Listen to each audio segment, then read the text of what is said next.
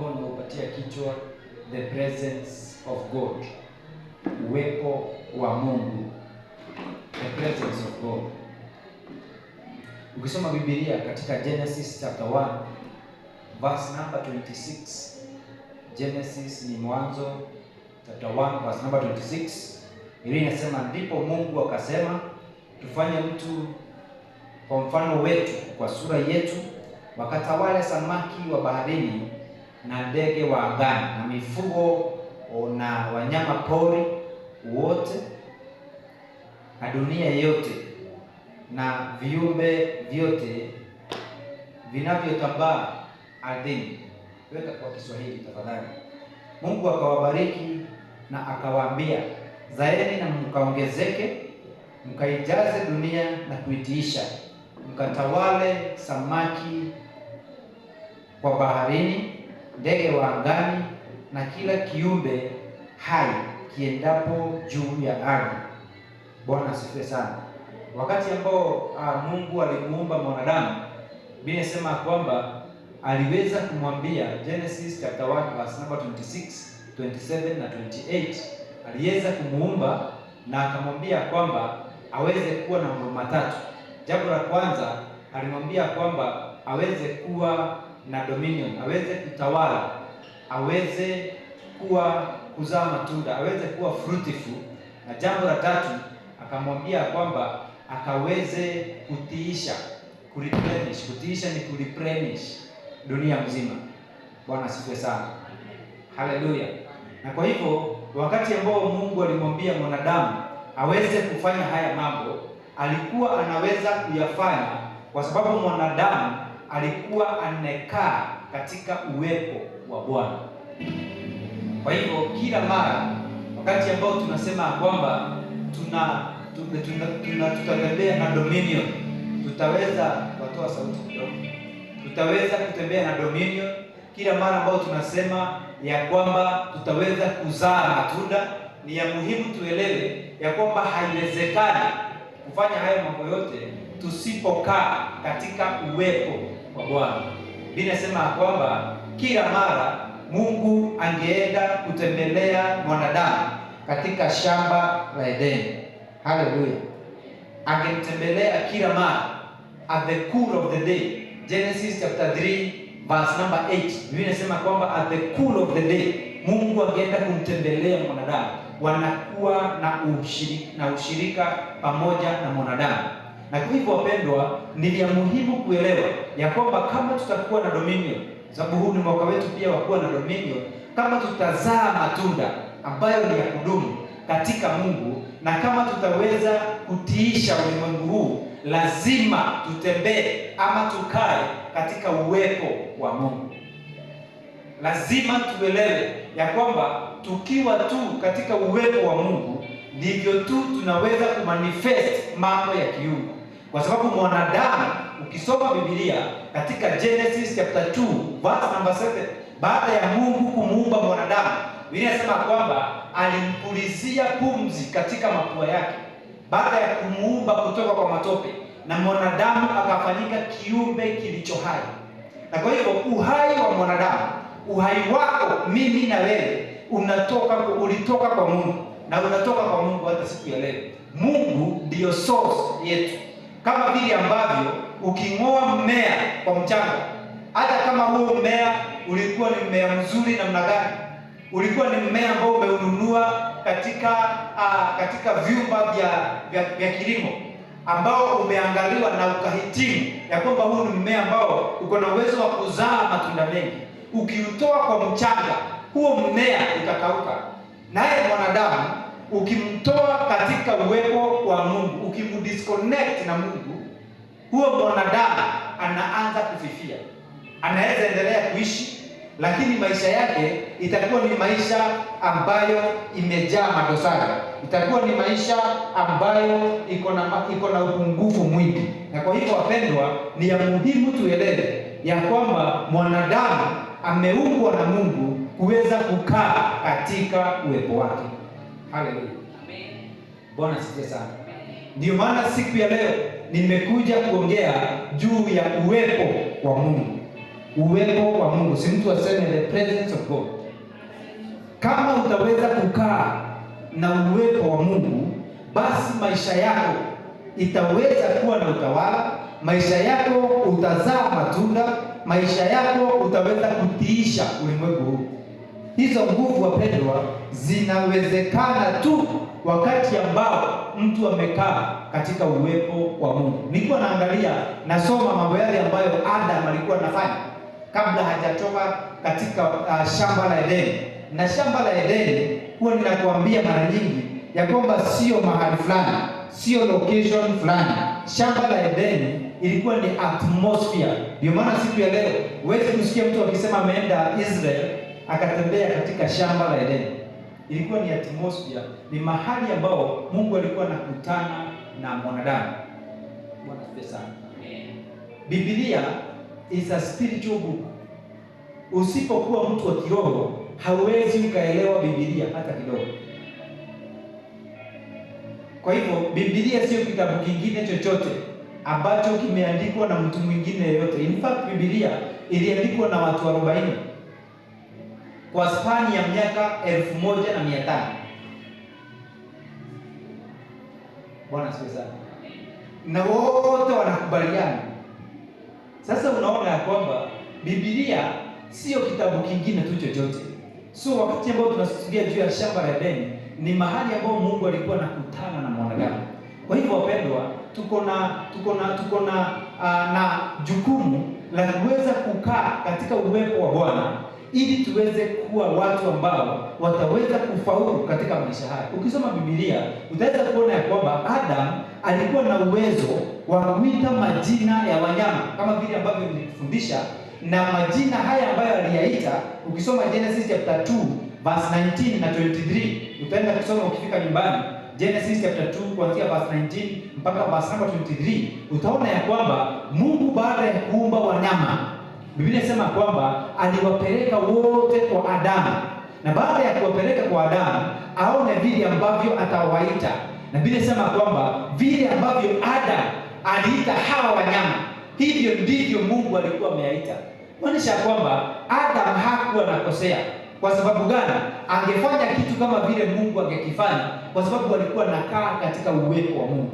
Wakati Mungu alimuumbia mke, Biblia inasema kwamba, ukiendelea kusoma, Biblia inasema kwamba Mungu aliona kwamba hakuna msaidizi mwema wa Adam, na akamuumbia, akamfanya alale usingizi, kisha akamtoa ubavu, alafu akamuumbia msaidizi. Na huyu msaidizi, verse number 23, Biblia inasema kwamba wakati Adam aliamuka, alisema kwamba na huyu ni mwanamke, kwa sababu ametolewa kutoka kwa mwanaume, he shall be called woman. Na hivyo ndivyo Mungu alikuwa amemuita. So Adam alikuwa anaoperate kwa ushindi, sio kwa sababu alikuwa Adam, lakini kwa sababu alikuwa anakaa katika uwepo wa Bwana. Maisha hii inatulemea, tunakuwa na maisha ngumu sana, tunakuwa na hali ngumu sana kwa maisha yetu, kwa sababu tumeondoka katika uwepo wa Bwana. Kwa sababu mara nyingi kiwango chetu cha kutembea na Mungu kiko na haja. Bwana asifiwe sana. Our level of walking with God is wanting. Ni kiwango cha chini. Tunahitaji kuongezea. Tunahitaji kuelewa mambo ya kufanya ndio tuweze kutembea na Mungu bila kutuacha. Haleluya. Mtu kama Musa alielewa, na alikuwa anaambia Mungu, alielewa umuhimu wa kutembea na Mungu. Na alikuwa anaambia Mungu ya kwamba hata kama huyo Mungu alikuwa anamwambia katika Deuteronomy 33 kuanzia mstari wa 14, 15 na 16, Deuteronomy 33, Kumbukumbu la Torati 33, 14, 15 and 16. Mungu alikuwa anamwambia ya kwamba nitawaondolea Waamori, nitaondoa Wahiti, Waperezi, Wayebusi na Wakanaani, nitawaondoa mbele zenu. In fact, Mungu alikuwa anamwambia nitatuma malaika aende mbele zenu, aende awapiganie kwa hao watu, lakini mimi mwenyewe sitaenda pamoja na nyinyi, kwa sababu nyinyi ni watu wa shingo ngumu.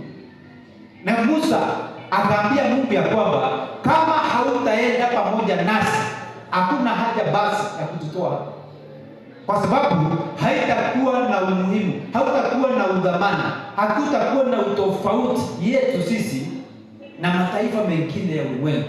Imagine Mungu amesema kwamba nitawashindania, nitatuma malaika mbele yenu awashindanie kwa maadui zote ambao wanaweza kuwazuia njiani, lakini mimi sitaenda na nyinyi. But Musa akamwambia Mungu, hata kama utatushindania, hatuwezi kulinganisha ushindi na uwepo wako. Siku ya leo watu wengi wamechukua ushindi badala ya kuchukua uwepo wa Mungu. Watu wengi wamecompromise. Unapata mtu ndio ajiriwa kwa kampuni, lazima akubaliane na terms na conditions za mdosi. Na maybe ni mke wa mtu, maybe ni msichana. Watu wengi wamechukua ushindi wakabadilishana na uwepo wa Mungu. Musa aliambia Mungu ya kwamba hata kama utatupatia ushindi, afadhali tukose ushindi tukiwa na wewe.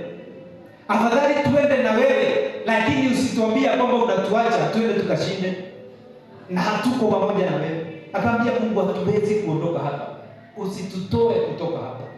Mungu atusaidie ya kwamba kila mara tutadhamini uwepo wa Mungu katika maisha yetu. Hata kabla haujaongea, jiulize, hii maneno yenye ninaongea inaweza kutoa uwepo wa Mungu ndani ya maisha yangu? Inaweza kufukuza Mungu? Kabla haujafanya kitendo yoyote, jiulize, hii kitu ninafanya inaweza kufanya Mungu aniwache? Kwa sababu ukitembea na hiyo consciousness ya kwamba unampendeza Mungu kila mara, hakika utambeba Mungu. Haleluya. Amen. Bwana asifiwe sana.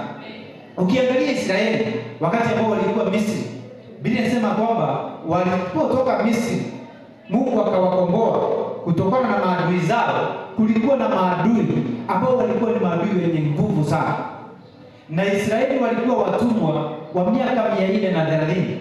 Kwa hivyo walikuwa watu ambao wamefinyiliwa vizazi na vizazi na vizazi, hawakuwa na kitu yeyote ya kuonyesha. Lakini ile kitu peke yake ambao walitoka nayo Misri inaitwa uwepo wa Mungu, the Shekinah glory. Biblia inasema kwamba mchana Mungu alikuwa anatokea kama wingu, alafu angewafunika kutokana na jua kali ya jangwani. Alafu usiku anatokea kama a pillar of fire. Kwa nini? Kwa sababu angesikia wanyama wale ambao wanakuanga mwituni, na pia kwa jangwa kuna baridi usiku. Kwa hivyo wangewaka kama moto, anawapatia uovu na wanyama hawangewakaribia. Na wakiwa na huu uwepo wa Mungu peke yake, waliweza kushinda mataifa ambayo ilikuwa established kwa miaka mingi. Bwana asifiwe sana.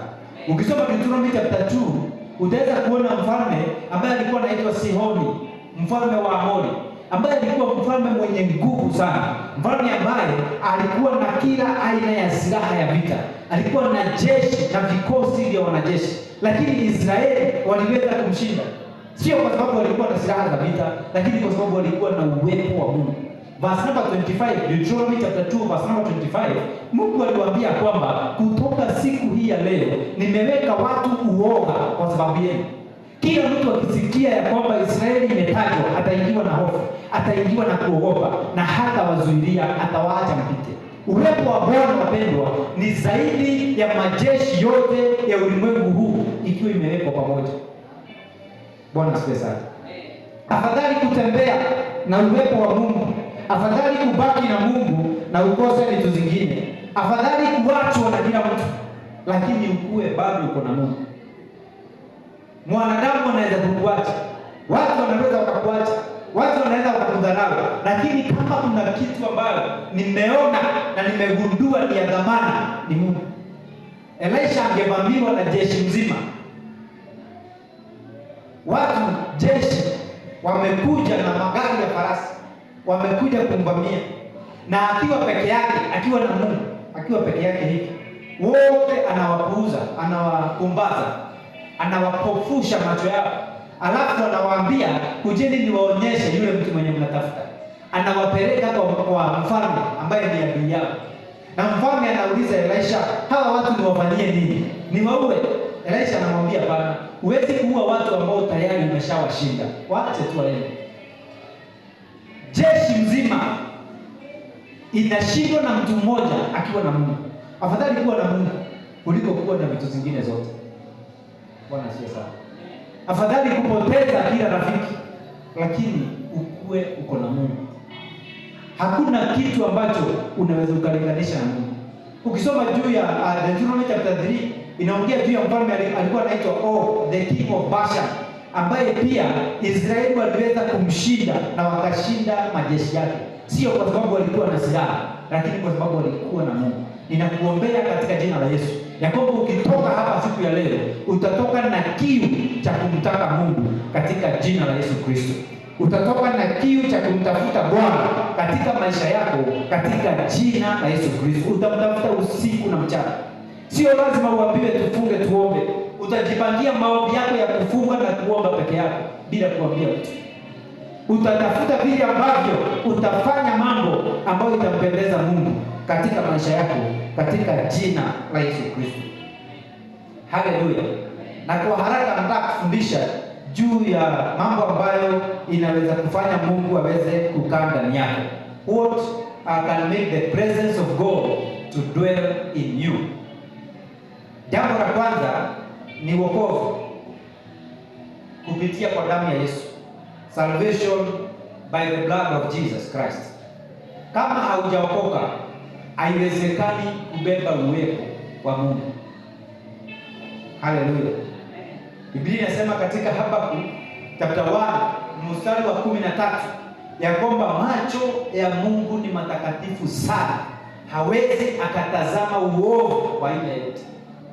Kwa hivyo kama haujaokoka, hauwezi ukabeba uwepo wa Mungu.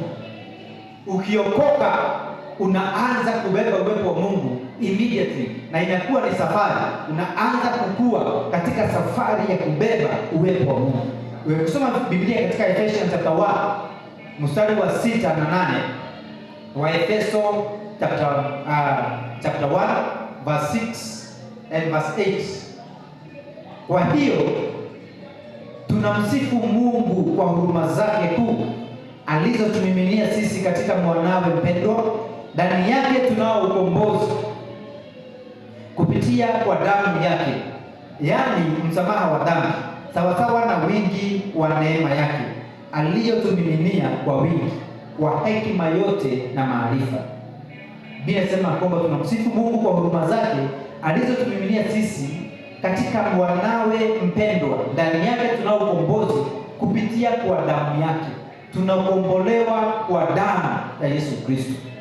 Kupitia kwa damu ya Yesu Kristo tunaupata ukombozi wetu. Hakuna mtu ambaye anaweza kusema ameokoka asipooshwa dhambi zake na damu ya Yesu Kristo. Damu ya kondoo, damu ya wanyama, Biblia inasema ya kwamba haiwezekani kuweza kumaliza dhambi. Ni Waebrania 10 mstari wa 4. Bwana asifiwe sana. Inasema kwamba haiwezekani. Hebrews chapter 9 verse number 22, Biblia inasema kwamba according to the law almost all things are purified with the blood, and without the shedding of blood there is no remission of sin. Bila kumwagika kwa damu hakuna msamaha wa dhambi, na haikuwezekana damu ya kondoo, damu ya mbuzi, damu ya beberu kuweza kutoa damu. Ilibidi kila mwaka kuchinjwe damu, kuchinjwe kondoo, kuchinjwe kufanywe hiyo taabiko ya kuchinja, ndio watu waweze kusamehewa dhambi zao. Lakini wakati Yesu Kristo alikuja, alifanyika mwana kondoo wa Mungu ambaye alichinjwa mara moja na ya kutosha. Damu yake inaosha dhambi zetu hata siku hii ya leo. Ndio maana hatuna haja ya kumwaga damu nyingine yoyote. Hatuna haja ya kuchinja mbuzi na tuseme ya kwamba kupitia mbuzi hii damu ndio inatuondolea dhambi zetu. Hii damu ndio inatuondolea laana zetu. Hiyo ni kumaanisha kwamba damu ya Yesu Kristo iko na nguvu kuliko damu zingine zote. Na tukimwaga damu zingine tunamaanisha kwamba tunapulizilia mbali, tunapumbaza, tunakataa ukombozi wa Mungu wetu. Bwana asifiwe sana. Kwa hiyo kupitia kwa damu ya Yesu tunapata ukombozi, tunapata wokovu. Na ukipata wokovu unatembea katika uwepo wa Mungu. Uwepo wa Mungu, wapendwa, ni wa dhamana sana katika maisha yetu. Hebrews chapter 10 verse number 19, Biblia inasema kwamba therefore brethren, having boldness to enter the holiest by the blood of Jesus Christ. Hebrews chapter 10 verse number 19 inasema kwamba tuko na ujasiri wa kuingia mahali pake patakatifu kupitia kwa damu ya Yesu Kristo. Bila damu ya Yesu Kristo hakuna wokovu wa mwanadamu. Kwa hivyo wapendwa, ni ya muhimu sana tuelewe ya kwamba kupitia kwa damu tunapata wokovu wetu. Damu ya Yesu inatuokoa. Damu ya Yesu inatusafisha. Damu ya Yesu inatufanya kuwa wasafi. Damu ya Yesu inatukomboa. Haleluya. Bwana asifiwe sana. Biblia inasema kwamba damu hii ya Yesu Kristo inaongea mambo mema kuliko damu ya Abel. Hebrews chapter 12 verse number 25. Haleluya. Inaongea mambo mema kuliko damu ya Abel. Abel damu yake ilimwagika, inasema inataka revenge. Lakini damu ya Yesu Kristo haisemi ya kwamba ikaweze kuwa revenge. Inasema ya kwamba mimi na wewe tukasamehewe dhambi. Hebrews chapter 4 verse number 16, Biblia inasema kwamba tunaweza tena kutokea kwa ujasiri katika kiti chake cha rehema ili tuweze kutafuta neema wakati ambao tunahitaji, kwa sababu damu ya Yesu Kristo ilitupatia access kwenda kwa Mungu bila kuzuiliwa. Haleluya. Bwana asifiwe sana. 1 John chapter 1 verse 7, Biblia inasema kwamba but if we walk, 1 John chapter 1 verse number 7, but if we walk in the light as he is in the light, we have fellowship with one another, and the blood of Jesus Christ his son cleanses us from all sin. Damu ya Yesu Kristo tukitembea kwa umoja inatusafisha kwa dhambi zote. Dhambi zako zote zikifanywa kuwa safi, kwa sababu Mungu ni msafi, basi unaweza ukatembea katika uwepo wa Mungu. Ninakuombea siku ya leo ya kwamba utatembea katika uwepo wa Mungu, kwa sababu utaapply damu ya Yesu Kristo, kwa sababu utakubali msamaha wa damu ya Yesu Kristo. Ukijipata umekosea, unaambia Mungu nitakase na unisamehe, unioshe kwa damu ya Yesu Kristo. Wakati David alifanya dhambi, aliambia Mungu nioshe kwa hisopo. Lakini siku ya leo tunaambia Mungu tufanye upya, tusafishe kwa damu ya mwanao Yesu Kristo. Bwana asifiwe sana. Damu ya Yesu inatusafisha na dhambi zote, na tukishakuwa wasafi tunatembea basi na uwepo wa Mungu. Jambo la pili ambalo litakusaidia kutembea katika uwepo wa Mungu ni neno la Mungu. The word of God. Neno la Mungu. Biblia inasema katika Hebrews chapter 4 verse number 12 ya kwamba the word of God is powerful. Version zingine zinasema that the word of God is alive. Zingine zinasema the word of God is quick.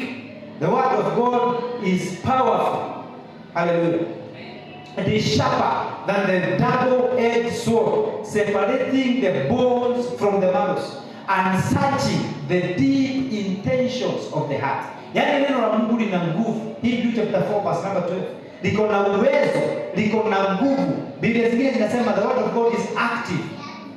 Liko na uwezo, liko na nguvu za kuweza kufafanua mambo hata yale ambayo imejificha sana ndani ya mioyo ya mwanadamu.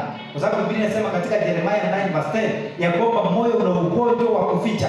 Hakuna mtu ambaye anaweza kuelewa, lakini neno la Mungu liko na uwezo wa kutafuta mambo ambayo imefichika ndani ya moyo wa mwanadamu. Biblia inasema kwamba ni kali sana kuliko panga ambayo imenolewa pande zote mbili. Neno la Mungu. Bwana asifiwe sana. Haleluya. Na kwa hivyo wapendwa, kupitia neno la Mungu, ukijaa neno la Mungu, utaweza kubeba uwepo wa Mungu. Hata Yesu Kristo, ukisoma Matthew chapter 4, the whole chapter, wakati ambao alikuja kujaribiwa na shetani, alitumia neno la Mungu akamshinda shetani. Kama angeshindwa na shetani, uwepo wa Mungu ungeondoka kwa maisha yake. Lakini kwa sababu alijaa neno, no wonder Biblia inasema ya kwamba tukaweze kujaa neno la Mungu kwa utele. Colossians chapter 3 verse number 16 inasema kwamba Colossians 3:16 tukaweze kujaa neno la Mungu. Yesu Kristo katika Matthew chapter 4 aliambia shetani, aliweza kushinda shetani kupitia kwa neno la Mungu. Ukijaa neno la Mungu ndani yako, utakuwa na uwezo wa kumshinda shetani. Akija kwa hii njia, unatumia neno la Mungu, inaweza kumchallenge, na hilo neno la Mungu linaweza kumuondoa. Mathayo chapter 4 kuanzia mstari wa kwanza. Kwa hivyo wapendwa, tunafaa kujaa neno la Mungu. Eti jiulize, unajua neno la Mungu kiasi gani? Jiulize tu wewe mwenyewe, jifanyie hesabu. Ujiulize, na mimi kama fulani ninajua nini? Ninajua neno la Mungu kiasi gani? Ni maneno ngapi ya Mungu ambao ninaweza nikaitumia kuzungumzia situation katika maisha yangu? Ama huwa ninatumia maneno yangu mimi mwenyewe? Mtu ambaye anatumia maneno yake yeye mwenyewe, akiambiwa ya kwamba kumekauka na wale wengine, anasemanga kwamba ni kweli kumekauka. Akiambiwa ya kwamba ni kubaya, anakubaliana, anasema ni kubaya. Lakini ukiwa umejaa neno la Mungu, Bwana asifiwe sana, hata kama unaona hakika unapitia kwa mambo ambayo ni mabaya, kwa mambo ambayo ni mazito, unasema kwamba Bwana ni mchungaji wangu na sitapungukiwa na jambo lolote. Psalm 23, unakariri Psalm 23. Nasema kwamba unilaza katika majani mabichi, kando kando ya maji yaliyo na utulivu. Hata kama nitapitia kwenye bonde la mavuli ya mauti, unasema kwamba mimi sitaogopa jambo lolote. Huyo ni mtu ambaye amejaa neno la Mungu. Gongo lake na fimbo lake zitanifariji mimi. Na mstari wa 6 Biblia inasema kwamba surely goodness and mercy shall follow me. Unajizungumzia vitu kama hivi, all the days of my life, and I shall dwell in the house of the Lord. Kama vile Baba Jalia ametuambia yeye na nyumba yake watamtumikia Bwana. Unasema ya kwamba I shall dwell in the house of the Lord. Hata kama uko namna gani, hata kama watu katika nyumba ya Bwana wamekuwa wengine. Najua hata Wakristo wanapita nani. Hata kama watu kwa nyumba ya Mungu wamekuwa wengine, lakini mimi I shall dwell in the house of the Lord forever and ever. Bwana asifiwe sana. Hallelujah. Mambo ikiwa magumu, unasema kwamba Proverbs chapter 4 verse number 18, the path of the just man is like a shining light that shines brighter and brighter unto the perfect day. Mimi njia yangu itaendelea kung'aa na kung'aa kama jua mpaka siku atakapokuja. Bwana asifiwe sana. Na unasema kwamba nimepokea the abundance of grace, Romans chapter 5 verse number 17, na kipawa cha utakatifu, the gift of righteousness, and therefore I reign in this life. Ukiona biashara haifanyi kazi, unasema kwamba I have received the abundance of grace and the gift of righteousness, and therefore I reign in this business, I reign in this life. Natawala haya maeneo, natawala hii biashara. Hautashindwa. Ukiwa umejaa neno la Mungu, utarealize ya kwamba una attract nguvu za Mungu, una attract uwepo wa Mungu ambao utakusaidia kuweza kushinda kile ambacho kinakaa kama kinabishana na wewe. Ninakuombea neema ya kwamba utajaa neno la Mungu katika maisha yako katika jina la Yesu Kristo. Usijae matatizo, usijae mambo ambayo imejaa watu wengine, usijae mambo ambayo inaendelea katika maisha haya ambayo tunaishi, lakini wewe jaa neno la Mungu. Kusudia ya kwamba wewe utajazwa na neno la Mungu. Bwana asifiwe sana. Biblia inasema katika Mathayo 24 verse number 25, Mathayo 24 mstari wa 35. Matthew 24:35. Heaven and earth will pass away, but my words will by no means pass away.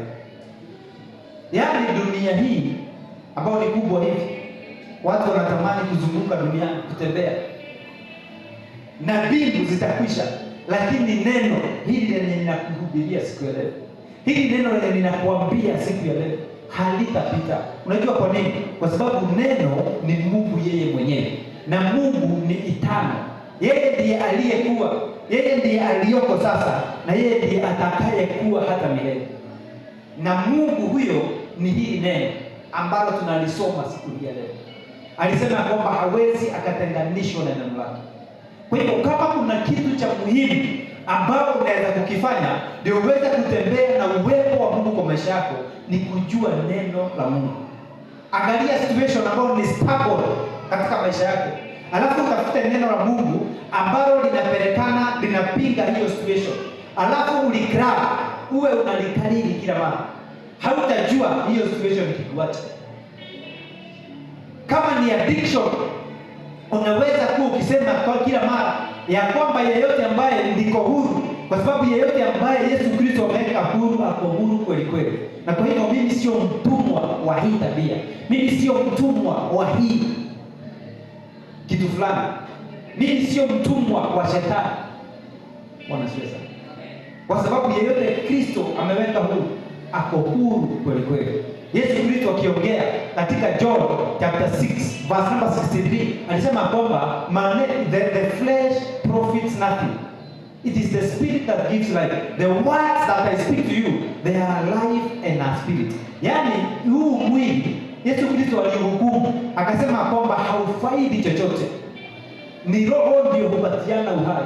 Akasema kwamba hii maneno yenye ninawazungumzia si maneno tu mengine, sio lugha ya Kiaramaiki ninawaongelesha uhai, ninawaongelesha maisha. Kwa hivyo nikiongea uhai unaingia ndani yako, nikiongea maisha inaingia ndani yako, kwa sababu John chapter 10 verse 10 alisema kwamba alikuja ili tuwe na maisha na tuwe nayo tele, si maisha tu peke yake. Kwa hivyo tukiongea neno lake tunaongea maisha kwa maisha ya watu, tukiongea neno lake tunaongea uhai kwa maisha ya watu. Haleluya. Bwana sifiwe sana. Si Mungu akupatie neema ya kujaa neno katika jina la Yesu Kristo. Kuwa na neno in every situation of your life.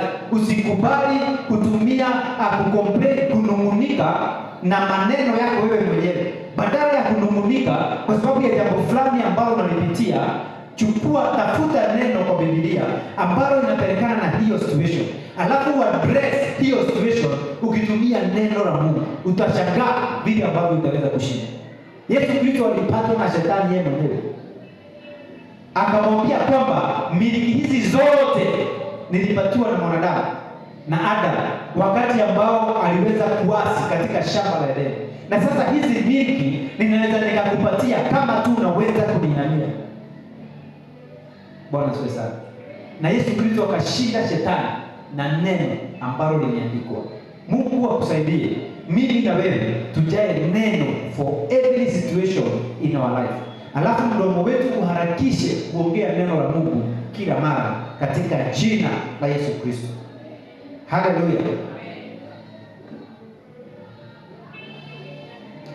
Jambo la tatu na la mwisho ni kupitia kwa maombi. Unawezaje kubeba uwepo wa Mungu?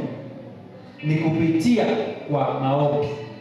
Maombi wapendwa ni magumu, lakini maombi ndio tu njia ambayo inaweza kufungua mambo mengi. Ndiyo njia ya kipekee, ndiyo njia miongoni ya njia zingine, lakini hii iko na uweza mwingi kidogo, kwa sababu ukiomba utaweza kusoma neno na utalielewa. Ukiomba, Bwana asifiwe sana, utaweza kufanya mambo haya mengine yote kwa urahisi. No wonder Yesu Kristo akiongea katika Luke chapter 18 mstari wa kwanza alisema kwamba tuweze kuomba bila kukoma. Ni kumaanisha, ni kuonyesha umuhimu wa maombi, ni kuonyesha jinsi maombi ilivyo na udhamani. Bwana asifiwe sana. First Thessalonians chapter 5 mstari wa 15 Biblia inasema kwamba ombeni bila kukoma. Ombeni bila kukoma. Maombi ni ya muhimu. Maombi iko na nguvu. Mimi mwenyewe ni mshuhuda ya kwamba maombi iko na nguvu. Mimi mwenyewe ni mshuhuda ya kwamba maombi huwa inafanya kazi. Bwana asifiwe sana. Ninaweza kukosa kufanya vitu hizi zingine zote. Hata ninaweza acha kuhubiri, lakini siwezi acha kuomba. Sio kwa sababu nyingine, kwa sababu ninajua nguvu ambazo ziko ndani ya maombi. Ukisoma Biblia katika Mathayo chapter 17 mstari wa kwanza na wa pili, Mathayo 17 mstari wa kwanza na wa pili, Biblia inasema kwamba Yesu Kristo alipokuwa akiomba, Biblia inasema kwamba mavazi yake iliweza kubadilishwa. Haleluya. Na akaweza kung'aa sana. Now after 6 days Jesus took Peter, James and John his brother, led them up on a high mountain by themselves, and he was transfigured before them. His face shone like the sun, and his clothes became as white as snow. Alipokuwa akiomba, mavazi yake yaliweza kubadilishwa, akaweza kung'aa, akaanza kumetameta, akaanza kung'aa sana. Kisha uwepo wa Mungu, Biblia inasema kwamba, ukiendelea kusoma, Biblia inasema kwamba uwepo wa Mungu, mstari wa 3 na 4, uwepo wa Mungu uliweza kushuka kama wingu. Ghafla wakawatokea mbele yao Musa na Elia wakizungumza na Isa. Biblia inasema, ukiendelea kusoma mstari huu mwingine, Biblia inasema kwamba uwepo wa Mungu uliweza kukuja kama wingu, na hilo wingu likaweza kuongea. Sauti ikatoka kwa ile wingu, ikasema kwamba huyu ni mwanangu mpendwa. Bwana asifiwe sana. Haleluya. Msikizeni. Katika uwepo wa Mungu sauti ikaweza kuongea, ikasema kwamba, ikashuhudia juu ya Yesu Kristo mahali pake pa maombi. Siku hii ya leo, kabla haujaweza kufanya kitu physically, ni vizuri kwanza ukipeleke mbele za Mungu katika magoti. Katika magoti utasikia sauti ambayo itakuelekeza kufanya kile ambacho unataka kufanya kwa njia ambayo itakusaidia kufaulu. Yesu Kristo, sauti ilitoka mbinguni ikasema, huyu ni mwanangu ambaye napendezwa na yeye, msikizeni. Na kutoka hapo Yesu Kristo angeongelesha watu, wanaume 5,000 bila kuhesabu akina mama na watoto, kwa siku 3, na wanakaa pale wanamsikiza. Mimi nilikuwa najiuliza, kwani alikuwa anawaambia nini? Lakini tabia ya Yesu Kristo ilikuwa ni ya kuomba kila mara. Wanaume wanaacha shughuli zao, wanaume 5,000 wanamsikiliza kutoka asubuhi mpaka jioni. Usiku inafika asubuhi, siku 3. Wewe haukushangaa uone ya kwamba kijana mdogo alisahau kukula lunch yake kwa sababu Yesu anaongea. No wonder alikuwa anasema kwamba maneno ambayo ninawazungumzia yako na uhai na yako na maisha. Kijana mdogo alisahau kula lunch yake, akaibeba mpaka jioni, akasahau kuila, kwa sababu maneno ambayo Yesu Kristo alikuwa anaongea yanatosheleza. No wonder alikuwa anasema kwamba katika Mathayo chapter 4 ya kwamba mtu hataishi tu kwa mkate peke yake, ila kwa kila neno ambalo linatoka kwa kinywa cha Bwana. Kijana mdogo angekaa na chakula bila kukula akisikiliza Yesu Kristo akifundisha. Wapendwa, uwepo wa Mungu ni wa dhamana sana, na uwepo wa Mungu unapatikana wakati ambao tunaomba. Nguvu za Mungu zinapatikana kwa mtu ambaye anaomba. Ukiomba, ukisikiliza watu ambao wamekombolewa kutoka kwa shetani, wanasema kwamba mtu ambaye ni mwombezi huwa anaonekana akiwaka moto. Nyumba yake huwa inaonekana ikiwaka moto usiku. Hata wachawi hawawezi wakapitia juu, wale ambao huwa wanaburuka, kwa sababu wanajua wakipitia hapo wataanguka chini. Bwana asifiwe sana. Ninakuombea neema ya kuomba katika jina la Yesu Kristo. Ninakuombea neema ya uombezi. Utaomba usiku na mchana. Utakuwa unaota ukiomba na ukiamka unaendelea kuomba katika jina la Yesu Kristo. Haleluya. Luke chapter 6 verse number 12. Biblia inasema, now it came to pass in those days that he went to the mountain to pray and continued all night in prayer to God. Yesu Kristo alikuwa anafanya kesha peke yake. Anawacha wanafunzi wake, Luke chapter 6 verse number 12. Anawaacha, anaenda mkesha peke yake. Ukisoma verse number 17, tukiruka kwa sababu ya wakati, Biblia inasema kwamba, and he came down, kutoka kwa mlima sasa, with them and stood on a level place with the cloud. Luke 6 verse number 17 mpaka 19.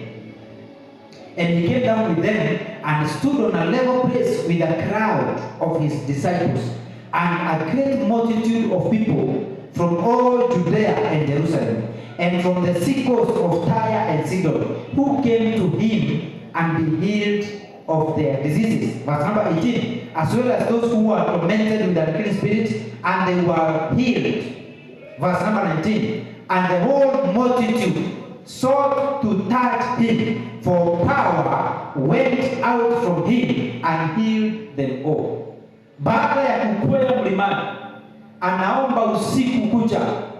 Biblia inasema kwamba nguvu za kuponya wagonjwa zilikuwa present, zilikuwa ziko. Watu walikuwa wanatafuta kuguza pinde la vazi lake ndio waweze kuponywa magonjwa yao. Na watu ambao walikuwa wakoma, watu ambao walikuwa walemavu, watu ambao walikuwa na maudhaifu ya kila aina, wote wakaweza kupona. Kwa sababu gani? Yesu Kristo alikuwa ametoka mlimani kuomba. Maombi, wapendwa, inaweza ikasongesha milima. No wonder alisema ya kwamba ukiona mlima unaweza kuzungumzia na uambiwe uweze kung'olewa na utupwe kwa bahari. I want to believe ya kwamba mtu muombezi ndio peke yake ako na uwezo wa kuweza kuzungumzia mlima, akichanganya na imani na mlima uweze kung'oka. Kwa sababu wakati ambao umeomba, Biblia inasema kwamba you charge your spirit. Jude verse number 22. Jude iko na verse moja pekee yake, chapter moja. So mstari wa 22 inasema kwamba build up yourself in your most holy faith, praying in the spirit. Hiyo jina build up yourself ni jina charge up yourself, yaani jiweke moto. Wakati ambao unaomba na lugha, wakati ambao unaomba in the spirit, ni kama kujicharge. Ukicharge simu, unaweza ukaingia internet, unaweza ukasearch, unaweza ukapiga simu, unaweza ukaandika message. Lakini simu, hata kama ni ya udhamana namna gani, hata kama ni ya pesa nyingi namna gani, ikiisha moto haiwezi kukusaidia. Hivyo ndivyo ilivyo na Mkristo. Hata kama Mkristo ako na potential kubwa kiasi gani, akiisha charge ya maombi, akiisha nguvu ndani yake, akimalizikiwa na upepo wa Mungu, atakuwa challenge na mapepo ovyo. Ninakuombea neema ya kuomba kila mara. Nakuombea neema ya kuomba in the spirit, so that you may charge up your spirit. Your spirit akiwa charged, unaweza kuaddress an issue kwa nguvu na kwa ujasiri. Bwana asifiwe sana. Nakumbuka wakati mmoja tulitoka hapa na mtoto wetu usiku akakuwa attacked na shetani. Bwana asifiwe sana. Ndio kwa sababu nilikuwa nimelala hapa nikiomba, tukafanya ibada powerful kama hii leo. Alafu tukaenda nyumbani, mtoto akakuwa attacked na shetani na akakani kama ameenda. Na nikasikia nguvu zimeamuka ndani yangu. Bwana asifiwe sana. Na nikaweza kumuitisha kutoka kwa mama yake, na nikamwombea kwa nguvu katika jina la Yesu Kristo. Nikaona haamki, nikampulizia pumzi kwa mapua. Nikakumbuka vile Elisha alifanya wakati ambao mtoto alikataa kuamka kwa mama Mshunami. Nikampulizia pumzi kwa mapua yake, akakohoa, akarudi uhai. Bwana asifiwe sana. Tukaenda hospitali usiku tu, nikasema apimwe aonekane kama ni mgonjwa. Daktari akasema haoni ugonjwa, lakini anaweza kumlaza alafu atoe damu, afanye kitu inaitwa kacha. Kacha ni kutoa damu ivichanganywe na vitu chemical fulani, ionekane ni bakteria gani itatokea, ndio waseme amegonjeka hiyo ugonjwa huu ni bakteria. Nikamwambia hapana, nilikuwa tu nataka kujua kama ni mgonjwa. Kama umesema si mgonjwa, nipatie mtoto wangu nirudi nyumbani. Bwana asifiwe sana. Hawezi kulaza mtoto wangu hapa umfanyie test ati kama ni mradi nipatie. Na nikachukua mtoto tukarudi nyumbani. Tukajua kwamba haikuwa ugonjwa, ilikuwa ni attack ya shetani. Alikuwa anataka kuua mtoto. Lakini kwa sababu tulikuwa charged. Bwana asifiwe sana. Ndio kwa sababu kwetu huwa tunaomba. Uko kwako mpendwa, kufanye kuwa nyumba ya maombezi. Tafuta vile ambavyo mtajazwa na Roho Mtakatifu ninyi wote. Mkijaa Roho Mtakatifu, inafika wakati tunasema kwamba sasa ni wakati wa kuomba na lugha. Achana na Kizungu, achana na Kikuyu, achana na Kiswahili. Tunaomba in the spirit. Mpaka watoto tunaomba sisi wote. Na tukiomba in the spirit dakika 10, dakika 15, kuna pepo inaweza kutukaribia. Haijalishi ni vita gani ambazo tunapitia, bado tutatokea tu. Bwana asifiwe sana. Haleluya. Wekelea hawa watoto wako mikono na utangaze ya kwamba hawa wataomba kama vile ambavyo ninaomba. Haleluya. Make sure ya kwamba wamejazwa na Roho Mtakatifu. Na ukishindwa kumwombea mbele nitamwombea. Haleluya. Ajaye Roho Mtakatifu, aombeage na lugha huko kwako. Kama shetani anatumianga mtoto, anamfanya mchanga, kutoka tumbo akizaliwa. Unaona, haujawahi kusikia ya kwamba kuna watu ambao wanazaliwa na mbegu kwa mkono yao. Huyo mtoto akisimama kwa hai kama pale weteni, afanye kama mkono hivi, gari ina somersault mara 3. Inaua watu wazima wako huko ndani. Inawaua, inawamaliza. Na anatafuta tu wale watu ambao wako na potential, kwa sababu shetani huwa anapigana na potential. Ni vizuri kujaa uwepo wa Mungu. Ukijaa uwepo wa Mungu utaweza kushinda hizi vita vyote. Bwana asifiwe sana. Shetani huwa anatafuta watu wenye wako na potential kubwa, anawaua hata kabla hawajajua wenyewe wako nani.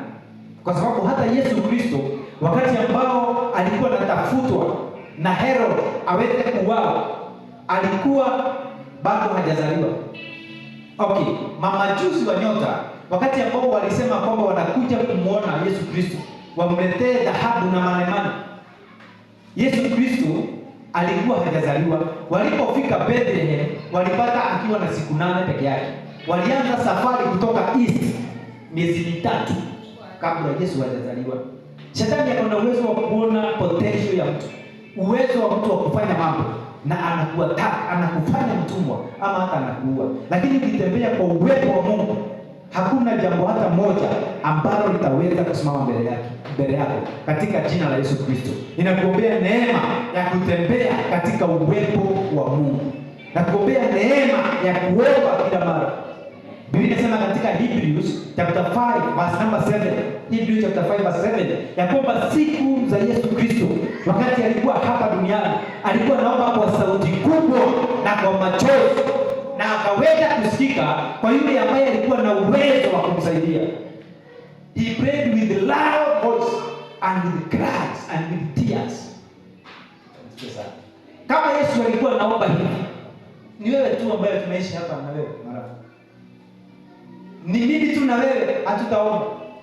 Wapendwa, kama hatutaomba, hatutaweza kutembea katika uwepo wa Mungu. Na tusipotembea katika uwepo wa Mungu, tutashindwa vita nyingi. Shetani hakuna kitu ambacho anaweza kufanyia wakati ambao unatembea katika uwepo wa Mungu. Atakungojea mpaka wakati ambao utadeviate, utatoka katika uwepo wa Mungu, akushambulie huko nje. Hata Israeli wakati ambao walikuwa wanatembea jangwani, mtu anaitwa Bala akatafuta Bala awalaani.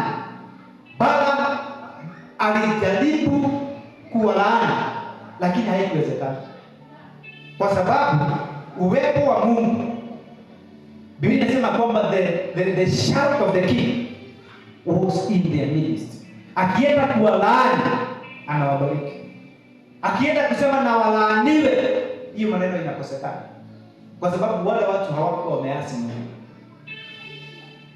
Na ile kitu ambayo ilifanyika, walitafuta vile ambavyo watawaondoa katika uwepo wa Mungu, wawafanye wazini, ndio baadaye waweze kuwadhoofisha. Walianza kuonyesha wanawake wapite mbele za wanaume wa Israeli bila mavazi, ndio wakiwaona wakuwe possessed, wazini na wao, kisha wataweza kuwafinyilia. Lakini ukiwa katika uwepo wa Mungu, hakuna jambo ambalo linaweza kukutingisha.